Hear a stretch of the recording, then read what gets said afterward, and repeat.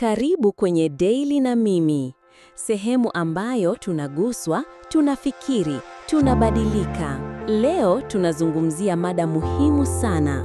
Umuhimu wa kuwa mwema kwa kila mtu. Siri ya kuishi maisha ya amani, furaha na ushawishi mkubwa. Hebu fikiria hivi. Umeamka asubuhi, moyo wako ni mzito. Unapanda daladala, dereva anafoka. Unafika kazini, mwenzako anakutazama bila hata kusema shikamoo au habari ya asubuhi. Unajisikiaje? Sasa geuza picha. Unapokelewa kwa tabasamu, unasalimiwa kwa upendo, unahisi kuthaminiwa. Moyo wako unapona, siku yako inakuwa ya baraka. Hii ndiyo nguvu ya kuwa mwema, na leo tunaiweka mezani hadharani kabisa. 1. Umwema ni lugha ya moyo inayozungumwa na kila mtu. Huhitaji elimu, pesa au umaarufu ili kuwa mwema. Tabasamu, neno la faraja, kusaidia mtu anayeanguka au kumshika bega mwenye huzuni. Haya ni matendo madogo yenye nguvu kubwa. Wema huvunja ukuta wa chuki, huunganisha mataifa, huponya nafsi zilizovunjika. 5. Kuwa mwema ni uwekezaji usioanguka. Watu hukumbuka jinsi ulivyowafanya wajisikie. Si cheo chako, si mavazi yako, si magari yako.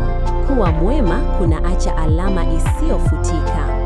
Leo unaweza kusaidia mtu asiye na kitu, kesho akawa mlango wa mafanikio yako. Wema ni kama mbegu. Unapopanda huvuna mara mbili. Hata kama si kwa wakati huo huo, ipo siku utashangaa, mbona baraka zinanifuata? Jibu lipo, ulifanya wema pasipo kudai sifa. 9. Jamii yenye watu wema huijenga nchi imara.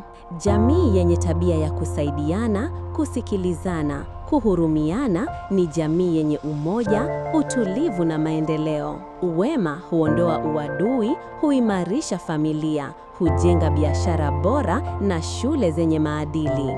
Ukiwa mwema kwa jirani yako, mtoto atajifunza. Ukiwa mwema kazini, wafanyakazi wataiga. Huu ni ugonjwa mzuri wa kuambukiza. 4. Umwema una nguvu kuliko hasira. Hasira huunguza moyo, chuki huzalisha sumu, lakini wema huleta uzima kwa anayetoa na anayepokea. Kama mtu amekukosea, mjibu kwa wema. Haimaanishi wewe ni mnyonge, inaonyesha kuwa wewe ni mkubwa zaidi ya tatizo hilo. Tahadhari kamili. Wema hauondoi uwezo wa kusema hapana. Unaposema ukweli kwa heshima, unapolinda mipaka yako kwa hekima, bado wewe ni mwema. Usijiachie uumizwe, bali usiruhusu chuki ikukalie moyo.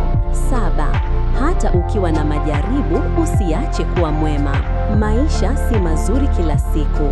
Wakati mwingine utavunjika moyo, utakataliwa, utadharauliwa, lakini usiruhusu maumivu ya kupotezee utu wako.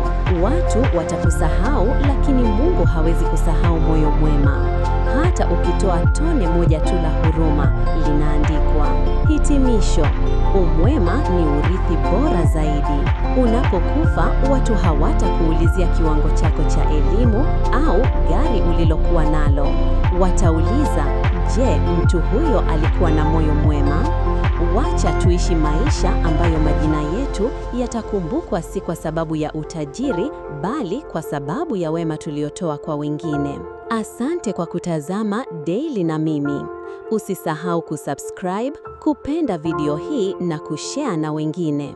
Kumbuka, ukiwa mwema leo, dunia itakukumbuka milele. Mpaka wakati mwingine, tutakutane Daily.